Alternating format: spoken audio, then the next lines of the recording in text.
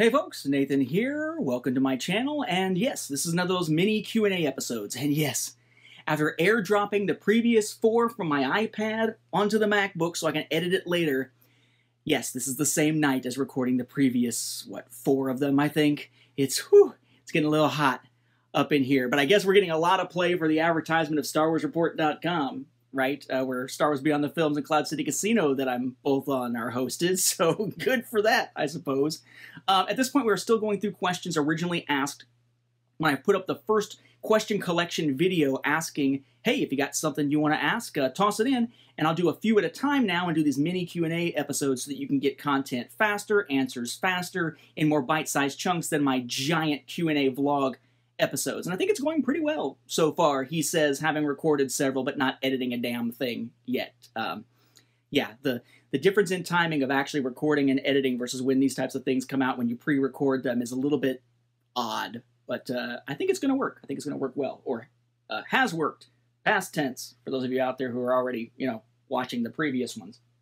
Anyway, we pick up basically where we left off with a question asked by Alberto and Lara. Hey, that's cool. These are folks who helped me out a lot when it came to the Star Wars Timeline Gold in getting my hands on scans or image files of a lot of the UK, like Clone Wars and Rebels type comics, things like that, because that's stuff that was not being reprinted faithfully over here, especially once those product lines died in the US.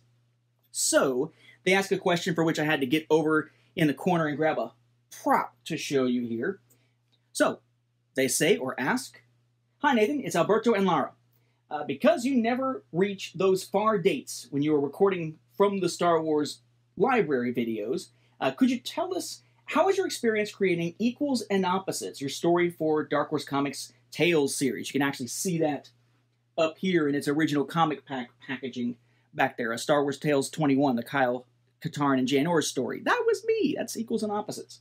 A little behind the scenes for your friends and audience of how a Star Wars comic is made from the very beginning. Thanks, and have a happy weekend. So, it may be a different process at this point. It kind of depends on how Marvel does it. Comics the Marvel way versus comics the Dark Horse way. Apparently, comics the Dark Horse way was usually to pay attention to continuity, and comics the Marvel way is F it, pretty much. But that's maybe just me. No, that's maybe mostly some of their new series. Anyway, but I can tell you that for me, it's a little bit different, so it probably was a different way in the door than it usually would be. So typically to write for a Star Wars comic or book or whatever, you have to have some kind of previous published material, kind of have an author with some street cred, so to speak, and generally they will reach out to you. It's the whole idea of you have to be invited to the party. You can't invite yourself. You can't send them an unsolicited manuscript or a comic that you made and say, hey, could you publish this? Because legally they can't look at it. Because if they wind up publishing something similar to that at some point, you could sue them. So they don't look at it, the unsolicited stuff. You don't go to them, they go to you. And you have to have some background that justifies them hiring you in the first place. So I had none of that. My only experience publishing anything up to that point, at least as far as print, basically, outside of the Star Wars Timeline Gold, which I wouldn't call publishing, was in high school. So not so much. But it just so happened I was in a lucky spot where they were about to end Star Wars Tales with issue number 20. It was an anthology series. Some stories were in continuity, some were not. It wasn't always clear which ones were and which ones weren't. Some of them were awful, some of them were great. It was just a real weird mixed bag. And it was in a format that made it more expensive than other individual comics, so a lot of people didn't bother. It was kind of on its last legs, and it got handed off to Jeremy Barlow, who was at the time the associate editor on the product line for Dark Horse. And basically he's like, I'll try to do something with it, And they're like, yeah, knock yourself out. You want to take that dead horse and beat it for a little bit longer? Feel free. And what he decided to do was to launch a new year of the series, so 4 more issues at least, 21 through 24, that would contain less stories, so they could be a little bit longer, serialize some of them, and make, in many cases, them more serious, and tell us which eras they're in, so that we also know which ones are in or out of continuity for what is now the Legends continuity, which ones were C-canon versus in-canon, right? That's in as in not, non-canon. Not non-canon, because that would be canon, but not canon, or non-canon was what the N stood for. In N canon, as opposed to in canon, my head's going to explode. Anyway, so in the process of that, he was basically sort of given free reign on who he brought in. And because of the format of the book, he could bring in people who were not otherwise sort of known in publishing at the time. And he was aware of according to Jeremy, he was aware of my podcast, which had recently excoriated Dark Horse, actually, for some of their publishing delays and copyproofing errors and stuff like that. But so, that really shows the passion for the product line. He was aware of my Star Wars Timeline Gold at the time that showed an understanding of continuity, and aware, either by listening to it or hearing about it, of my Second Strike, which was the first serious Star Wars fan audio drama released online that me and my team put together, me and Chris Hannell leading this giant team. So he said, I kind of knew that I could tell a story. So it's sort of a, would you like to write? In fact, I've kept all the correspondence because I figured it was a one-time deal. All the correspondence and all the different drafts and files that were sent to me, all the advertising for it and everything for my Star Wars Tales comic in this. I just call it The Binder with a capital B. And inside, I just start flipping through this. There's a lot of stuff, but the original email is in here from Jeremy. Hey, Nathan, at the risk of compromising your status as a delegate of the loyal opposition, that is, someone who loves Star Wars enough they're willing to criticize it to make it better, I have a question for you. You interested in pitching a short in-continuity New Jedi Order story for Tales number 21? I'm completely serious. If you're game, let me know and I'll give you some more details. If not, that's cool too. Just something a fella says, Jeremy. Very surreal. That was a hell of a surreal moment. And I actually, before saying yes, did ask him, okay, I'm doing this podcasting thing now, and I'm a pretty outspoken guy when it comes to my opinions. If I write something that's official, does that then curtail my ability to speak out like that? And like, no, this is like a hired gun kind of work. You come in, you do the job, you go. You don't want to be an asshole or anything. But basically, it's just kind of a work for hire type of thing. It does not curtail your ability to speak critically on Star Wars stuff at all. I'm like, sweet, I'm game. So the first story pitch was actually not a regular story pitch. It was called The Difference. And it was basically sort of like Luke Skywalker at Eclipse, and he's interrupted by Jan Ors and Kyle Katarn showing up. And it winds up going into flashback that sort of looks at the differences between the heroes and villains and why the Republic will win the war. The New Republic will win the war against the Yuuzhan Vong because of their idealism and stuff like that. It was a very patriotic thing. There was also a really, really, really dark story that involved a character, basically, I believe he was being tortured by the Yuuzhan Vong, if I remember correctly, called Only Your Word. And none of those really worked, but the whole Kyle Katarn aspect and a piece of the flashback seemed to kind of resonate. So we wound up with a new story pitch called Flair for the Dramatic. And Flair for the Dramatic eventually became Equals and Opposites. The idea of Kyle Katarn being so flashy and whatnot. And it was initially just going to be sort of a regular Kyle Katarn adventure story with not really much in terms of the relationship between Kyle and Jan, because I assumed that Kyle and Jan would be married by this point. You look at all the couples of Star Wars that were being built in the Legends continuity, in the EU at the time, and everybody had paired off and gotten married. Everybody who was together, they're now married, right? Luke and Mara, but Wedge had gotten married, and Tycho had gotten married, and all these characters are getting married, eventually Lando getting married, and so on. It's like, of course Kyle and Jan are going to get married. That's a no-brainer. So we pitched this idea, and one of the things that comes back as a big no is, no, we can't have Kyle and Jan married. We were never given an explanation as to why. We were just told, no, you can't have them married. And that actually became a main story thread of Equals and Opposites, and why the title changed to refer to them essentially as equals and opposites of each other, not just the New Republic and the Imperials, the Galactic Alliance and Imperials and so on.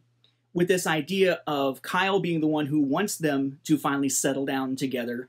Jan's not willing to do so right now, particularly because it's a time of war and she wants to do it for the right reasons. And the banter they have about that becomes sort of the heart of their relationship within the story. All because they told us no to having them married. So we picked up the relationship thread and tried to get into the why the hell aren't they married question that I'm sure everybody would have asked if it was Jan Ors instead of Jan Ors Katarn, the way that they used to always name the the married couples in the Legends continuity. So it built from there, but in that case, you go from a story pitch, which is just basically a written summary of what you want to do with the story. You get tons of edits back to tweak the pitch as you go along. And then finally, you start actually doing some writing. And typically when you're writing, at least in the format that I was given by Jeremy, you're labeling it by the page, the panel, telling what's happening in the image, what type of shot is it, and then underneath, what's going on with any text that's going to be there. And once that is being finalized, you've got the artist, James Reyes in this case, which thrilled me because I'd seen some of his work with Transformers that I loved. Never did actually wind up talking to him. All the process is handled online. Then the artist starts doing your black and white artwork, the line art, no color yet, no letters yet. It's funny, there's a note here. Where is that? When he sent some stuff to me, for your binder, says a note from Jeremy when he sent me some stuff in the mail shortly before the next step in the process. In this case, then there was the layouts that would tell you where the different balloons would go for the text eventually. You would then get sort of a version where the text balloons are starting to be laid over those spots. Let's see. A finished black and white version without the little red things anymore, and then eventually the finished version. But I kept everything in here. The original contract and everything is in here. A news story that was done about me writing for Tales in my hometown. I mean, stuff like that. I mean, kept all of it in this enormous binder that has the 2 original copies inside the opening. And then I've got a few copies of my own. My wife's got a copy. I've got the trade paperback. I've got the unopened copies over here of the comic pack. I've got a couple of open copies of the comic pack. Kind of went all out to make sure I had them. I'm sure that probably a good half of the sales came from me and my family for that issue because, it was Tales and it was dying. But, yeah, I mean, it was surreal. Now, what's interesting, though, probably to many that you may not realize is what happens after that, right? So you write, you get paid. You get paid a certain amount up front, and if it makes a ridiculous amount of money, there may be eventual more royalties along the way, but typically what you're paid up front may be it. Because of how much they are set up front, and it's all sort of a royalty-based thing, blah, blah, blah. Okay, work for hire. But it is a work for hire thing where you're working in somebody else's sandbox and you don't own that material. It is owned by the company. It's owned by Dark Horse, or it's owned by Lucasfilm, and Dark Horse is the publisher of it, and so on, right?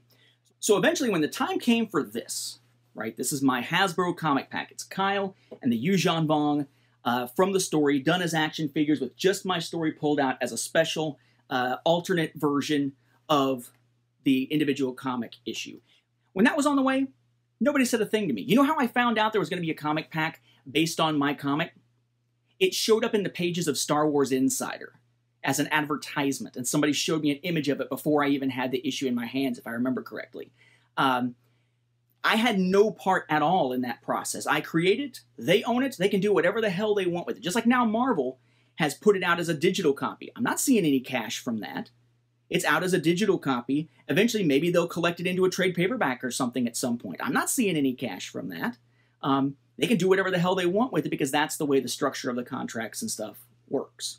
So it's not nearly as as grandiose of a thing as one might think, but at the time it's a very surreal feeling, and it's great to finally see your work come together. But it's a group of people. It's Michael Heiser, Michael Atea, James Reyes, me, Jeremy, and even up the line because it had to be approved up the line with Lucasfilm and so on. It's just kind of an unusual thing. I actually did an episode, and I don't think it's available anymore. It may be one of the few episodes I've made available. I have to go back and check. But I did an episode of my Chrono Radio podcast back in the day called Making of a Tale, and it was just a long episode that was all about the process of the creation of that Star Wars Tales story. Then I had another one that was the process behind when I helped out with the Essential Atlas and how some of those dates came together for the dated battle maps that we did at the time. So I appreciate you asking. People don't usually ask about the behind-the-scenes stuff of that comic. And it's just kind of a fun story to tell because there's just so many fond memories associated with it from back in the day. And yes, that was a dust mote or something, I think, that just flew around because this sucker's been sitting up there for a long time. And as you can see, still got quite a bit of dust there on the top. When I got it down, kind of disturbed some of that. All right, our next question comes from, let's see, Richard Canipe, C-A-N-I-P-E. I apologize, I don't know how to pronounce your last name there. Richard asks, how long have you been a Star Wars fan? Since who knows when? I've talked about this before on one of the Q&As, I'm sure. Basically, I remember as a Star Wars fan, one of my first Star Wars memories, or one of my first memories, is seeing Return of the Jedi in theaters with my mom. At the time, though, I believe, from what I understand from her, that she actually took me as a baby in 1980 to see The Empire Strikes Back. That would blow my... I'm not taking Cade to a movie theater because he's not going to cry and ruin the experience for everybody else. So sorry, 1980, moviegoers. But I mean, she was sort of getting me into it initially with the movies and whatnot. And a lot of the toys that I was getting at the time that I had, either I had an interest in or maybe she got for me initially because she saw my interest in a movie and then that helped build the interest of the movie and so on. It all kind of is a blur. But my childhood was basically spent with the Star Wars films as a big focus, but the toys as the biggest focus. We had a copy of The Empire Strikes Back, Return of the Jedi, and Making of a Saga, or most of Making of a Saga, on a VHS tape that I used to watch constantly. I didn't actually own a copy of A New Hope until 1992, when I bought the full screen and a special letterbox collector's edition widescreen versions of the VHS releases from '92 as one of my first big purchases through the Lucasfilm Company store back then. But yeah, so definitely a since who knows when kind of a thing. Even in my early childhood, I was getting seeped in it. But what really sort of kicked it into high gear beyond just the films and the toys was, I remember it was 1992, I guess it was, that we were at, I think it was the local mall. And I used to always like to go to the bookstore at the mall. And I'm in middle school, I guess, at that point, and see a hardback copy of Dark Force Rising and freak the F out. And then there sitting beside is a paperback copy of Heir to the Empire. Books 1 and 2, a third is coming. It's an official continuation. Holy shit! Dad! I think it was my dad that was with us. Please can you get me this book? Or please can I somehow earn this book? Or these books? And that really got me going. So I got in kind of on the ground floor of reading EU stuff. In '92, I didn't have that much to catch up on. I think I came in on about issue 5, I think, of Dark Empire, and then picked up the previous issues, and then, of course, eventually picked up a lot of other stuff, and the earlier published stuff, like the Marvel stuff that eventually was folded into the EU to a degree. But yeah, I mean, in a lot of ways, it's sort of like there are these moments that are catalysts for more involvement. And then it's certainly me getting into working on my Star Wars Timeline project that became the Star Wars Timeline Gold was another big catalyst. Starting to podcast about Star Wars was another big catalyst. Starting to collect the home video stuff was another big catalyst. But yeah, if I tried to pin down when it started, I mean, this goes back so far that I probably was not a Star Wars fan for maybe the first few months of my life. And then by the time I actually was recognizing what anything actually was from an entertainment standpoint, I was already hooked on it. I kind of think of my son, Cade, yes, named after Cade Skywalker from Star Wars Legacy, my favorite Star Wars comic ever. And I look at him and I kind of wonder, is he going to get into it as much? What is he going to get out of it? Because at this point, he has seen Solo. He has seen Last Jedi. He was in utero, actually, for both of those. He's seen A New Hope and The Empire Strikes Back now, and he's seen episodes of Resistance. But he's not going to remember any of it. So will that make any kind of impression, or will I need to introduce it properly to him later and, hopefully see him share that love for it that I have? Maybe. We'll see. So pretty far back, but I couldn't really say how far back. All right, since we're getting close on time, I had to look. I think the next question will be fast enough. We can go ahead and add it to this one. This one comes in from JL Liker. And JL, I don't think I've ever learned how to say your last name, so I apologize. But JL, we've got all kinds of questions over the years from JL, and he's been a stream viewer for a long time. But he asks kind of a separate question outside of Star Wars stuff. Finally, we have one of those. Says, who's your favorite Spider-Man? So Peter Parker, from a witty standpoint, I'm going to answer this a couple different ways. Which version of Spider-Man? I like Peter Parker, but of the Peter Parkers, I prefer the Peter Parker of the Ultimate Universe to the one from the regular Marvel Universe. That said, of the Spider-Men that are out there, so to speak, I actually have a preference for the early works in Spider-Man 2099. I was a big fan of the Miguel O'Hara Spider-Man from the future. I never really got a lot of exposure to Miles Morales, only a little bit before I stopped reading the Ultimate Universe stuff. My biggest exposure to him was the recent Spider-Man game for the PlayStation 4. But if that's asking for actors portraying Spider-Man, I would say that what sticks in my mind, I think, is the voice of one of the early cartoon Spider-Men. But I couldn't tell you who the voice actor was or even what series it came from, because I really didn't watch the 1990s series, so it can't have been that one. It must have been an even earlier Spider-Man where the voice sticks in my head. But of the ones in the live-action films, it's tough to say. I'd probably go with the current Spider-Man, the MCU Spider-Man. Even though in a lot of ways he deviates from the norm, they've updated him in a lot of ways, character-wise and style-wise, for modern audiences, even more so than, say, Ultimate Universe Spider-Man was. Garfield was all right for the Amazing Spider-Man films, but just really didn't... He had too much of a Hayden Christensen vibe for me to really kind of see him as a different individual in a lot of ways.